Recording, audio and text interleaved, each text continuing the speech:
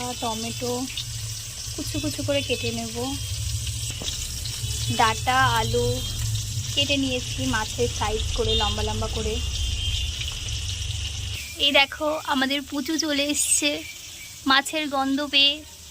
এবার মাছগুলোকে একটা একটা করে হাঁড়িতে তুলে নেব।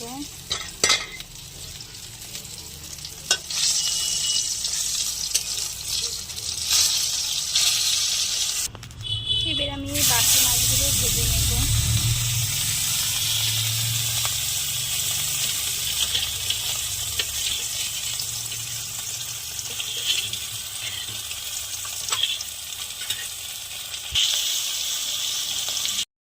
দিয়ে দেবো পেঁয়াজ কাঁচা লঙ্কা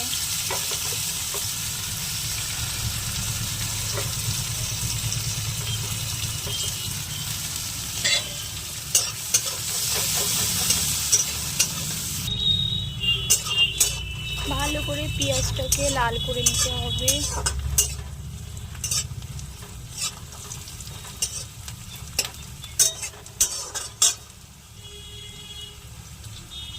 দিয়ে তার মধ্যে আলু আর ডাঁটাগুলোকে ঢেলে দিতে হবে। কি ভালো করে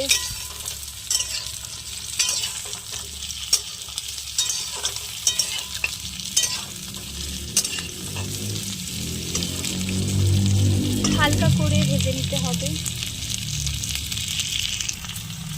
তারপর টমেটো কটা দিয়ে দিতে হবে, ভালো করে নাড়তে হবে।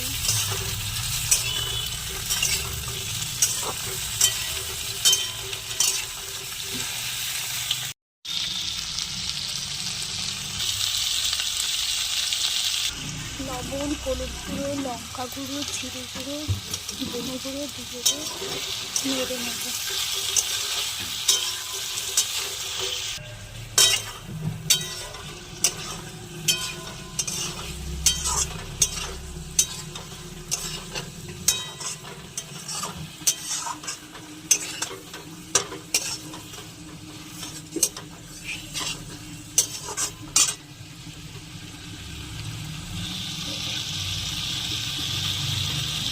জল দিয়ে দেব।